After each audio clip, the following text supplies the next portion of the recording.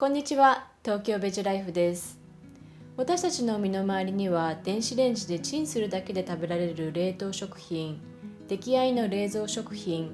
炒め合わせるだけで食べられるミールキットなど簡単、便利に食べられる食品があふれていますが、最後に食欲を満たすためだけではなく、体、そして心が満たされる食事をしたのはいつだったでしょうか。今回は普段忙しく済ませてしまったり衝動に任せがちな食べるということに喜びと幸せをもたらす10の習慣をシェアしていきます。仕事や家事、子育て、学業と私たちの毎日は忙しく過ぎていくため、普段の食事は外食や出来合いのものになってしまい、台所もあまり使わないかもしれません。そんな時は週末など週一度でも台所に立つ時間を長くしてみましょう。台所は家の中で唯一火を使い、体に取り入れる食べ物を作り上げる特別な場所です。そんな台所で過ごす時間を長くすると、台所という場所の持つ意味、そこから作り出される食べ物の大切さも意識できます。週末台所に立ったらすぐに調理をするのではなく、まず掃除をしてみましょう。出しっぱなしになっている調味料や食材を整理し、普段使ってそのままのコンロや調理台を磨く。台所をきれいにすると心も清められます。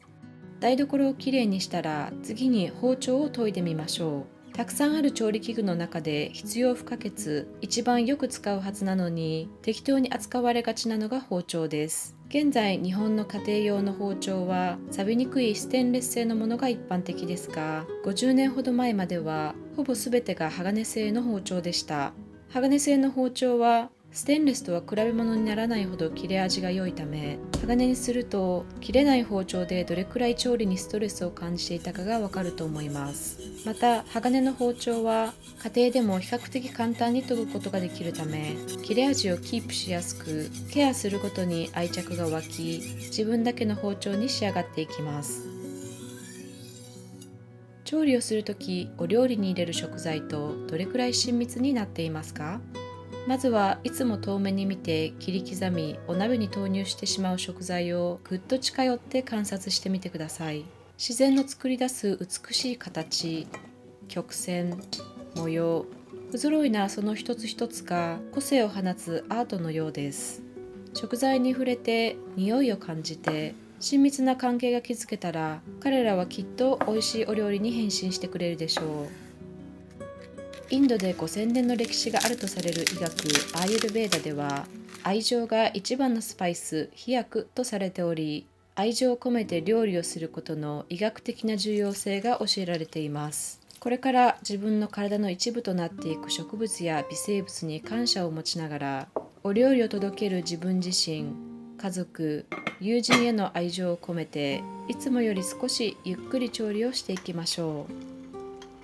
可能であれば自分が育てた何かをお料理に加えてみましょう。ハーブはスーパーの小さなパックと同じ値段で、根を張った小さな苗を園芸店や花屋さんで買うことができます。ベランダや窓際に置いて試しに育ててみると、お水をあげたり日光浴させたり、当たり前ながら生きているんだなと実感できると思います。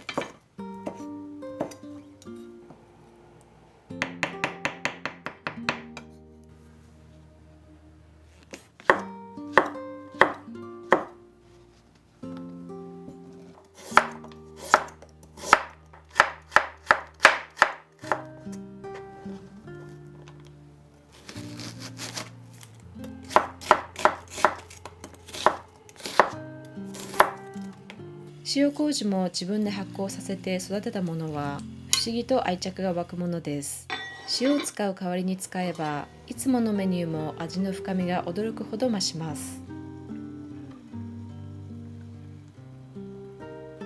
ヘルシーに食べたいとサラダだけで済ませてしまう方も多いですが、食卓にはサラダだけではなく温かいお料理も並べましょう。生の野菜を使ったお料理は新鮮で元気なものを、なるべくシンプルな味付けで、力強く育った塩麹を火を通さずにそのままいただくのもいいですね。お鍋を開けた時に湯気が上がる温かいお料理は、それだけで心も温まります。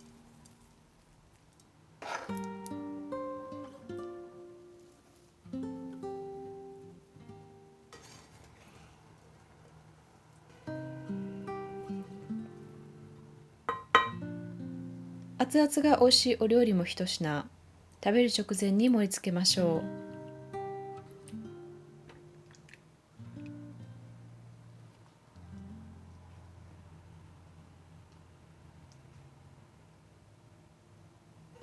普段の食事でいつも同じお皿にただただ盛り付けていないでしょうか。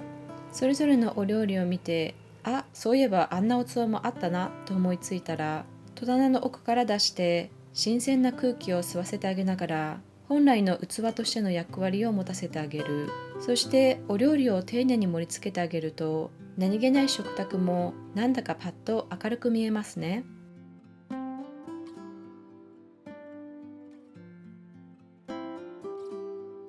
食事をするとき、ついついいつもしてしまうスマホチェックを中断して、デジタルデトックスの時間にしてみてはいかがでしょうか。大好きな音楽をかけて一人の食事の時間を楽しむのもよし、一緒に食事をする人との会話を楽しむのもよし、食事の時間を栄養補給の時間ではなく、大切な自分、家族、友人との特別な時間として楽しみましょう。調理・食事が終わったら、使った器、調理器具をきれいに洗い、お鍋は自然乾燥ではなく丁寧に拭きながら磨いて、それぞれの定位置に戻してあげます。一仕事終えてしっかり休み、また次の調理の時には美味しいお料理を作るのにきっと協力してくれることでしょう。いかがだったでしょうか。今日は食べることに喜びと幸せをもたらす10の習慣をシェアしました。忙しい毎日の中で立ち止まって、私たちにとってとても大切な食べるということについて考えるきっかけになればと思います。それでは See you next time!